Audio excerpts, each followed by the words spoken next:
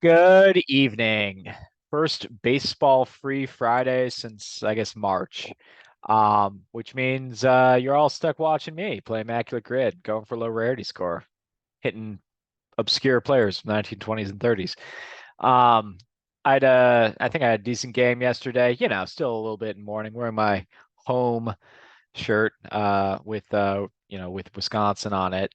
I'll just get into the Packers here for a little bit, or maybe I'll focus on things besides sports for a little while. But I will play Immaculate Grid, and I'll keep doing it.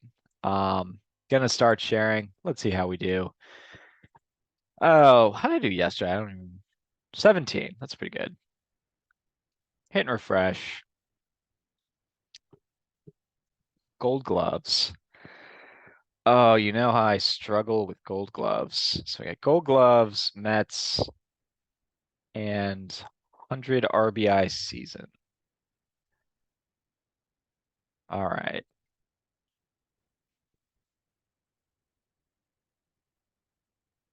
So for the Nationals, I think they had an early gold glover, the Expos did, named Jorgensen. And if I can get the right one, it's got to be this guy. I don't know anything about this guy. I just know I saw him and I'm like, oh, there's a name. I could remember that name. Selecting him. 0.5%. All right. So that's a decent start. Then we got the Red Sox.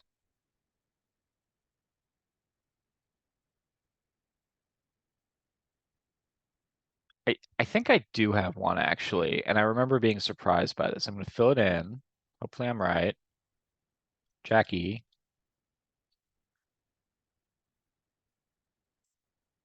So here's what surprised me about when I saw that Jackie Jensen was a Gold Glover. My dad had told me a story about how the Red Sox center fielder at the time in the late 50s um, was told by his manager something that I don't even know the name of the center fielder. I'd have to look it up, but he was told you're like, don't worry about your hitting. You're playing between Ted Williams and Jackie Jensen. Just catch the damn ball or something of that effect. Um, and and then I saw Jackie Jensen actually won a Gold Glove, so or maybe more. Trying to remember, but that was kind of a surprising one. So there you go. Gold Glove for Seattle. The name that's on the tip of my tongue is Franklin Gutierrez, but I don't actually know if he won a Gold Glove. I think he may have just been, it was like one of the first years, like 08, 09, somewhere in there, where defensive metrics really started to become a thing.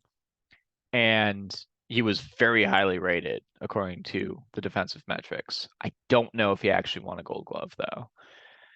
You got Ichiro, you got Griffey, you go Mike Cameron, but I also kind of want to use Mike Cameron on the next one over there. So it's an interesting one. Oh, but I could use, well, I want to use him here. I could use Kevin Mitchell for either of these.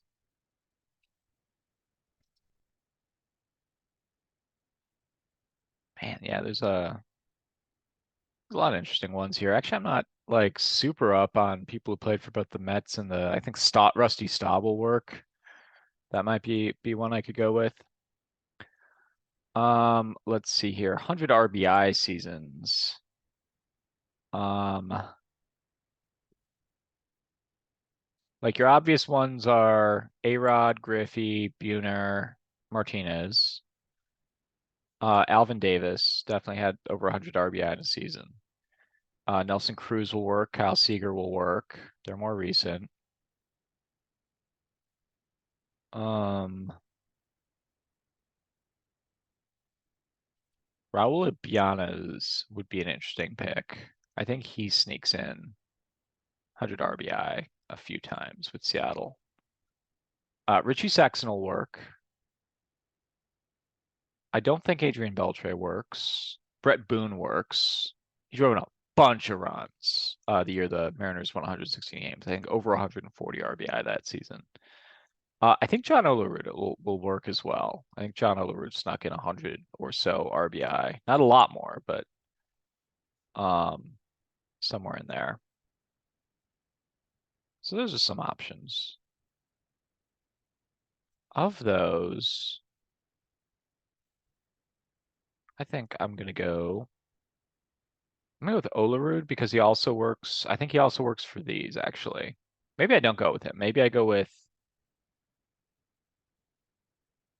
Well, I don't know for sure if he was a Gold Glover, but I think he was a Gold Glover. I'm just trying to think if it was with Seattle. It would surprise me if he didn't work there.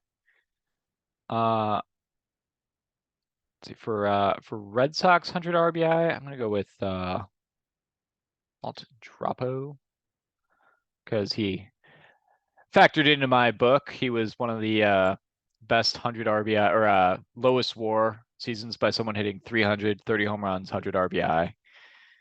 So for all the WAR haters out there, there's a whole chapter for you. Goes 0.3. Let's see, 100 RBI Expos or Nationals. I want to say Al Oliver will work. Ooh, how about Tim Wallach? 1987 had a big year. 2%. All right. Triples my score. But that's all right. Um, yeah, I'm still navigating what to do here. Go Daniel Murphy, but that's gonna be too high. I gotta go someone better than that, or maybe not better, but more obscure than that. Rusty Staub, I think, will also be high just because he was. Staub was a guy who had 500 hits with 4 teams. That's his claim to fame.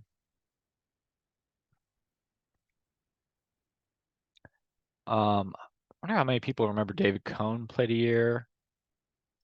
Um,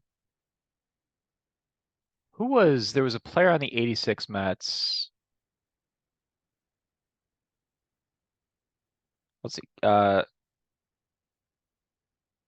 maybe it was on the Red Sox. Ooh, Tom Seaver will work. That's a fun one.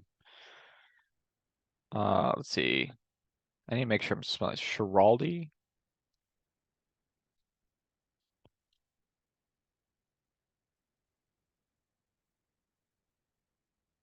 I don't think I'm gonna be able to spell his name right. All right, I'm not.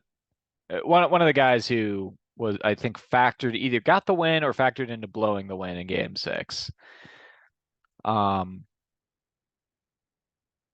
disappointed. I can't. Calvin, right? Calvin. Yeah, Kevin Schiraldi. He played with both teams. Oh, he takes 4%. Okay, I guess I should have figured that was going to be a little bit more popular. Um, oh, here's one actually. Vince Coleman will work. He played with both teams, and I know he played with the Mariners just because he. Well, you know what? Kevin Mitchell will probably work better. Kevin Mitchell's more obscure with the Mariners than Vince Coleman is. Just saying that because Vince Coleman is visibly hugging Ken Griffey Jr. At the end of the 95 ALDS. You can see him. Number 29 jumps into Griffey's arms. Yeah, we'll go Kevin Mitchell. Still goes sub 1. I'm not coming up with anyone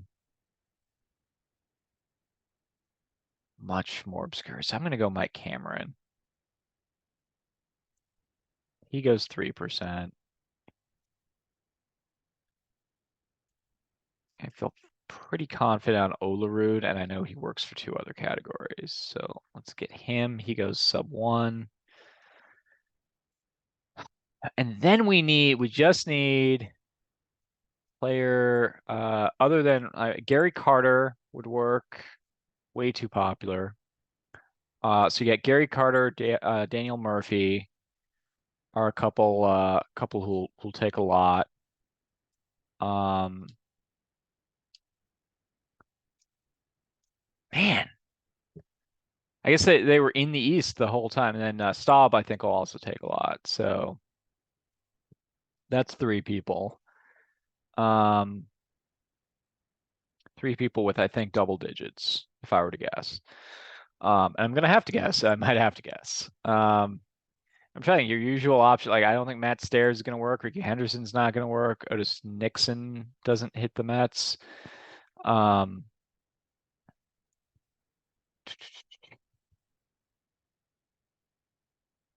yeah, no on Matt Stairs. Grzelcyk never played for the Mets.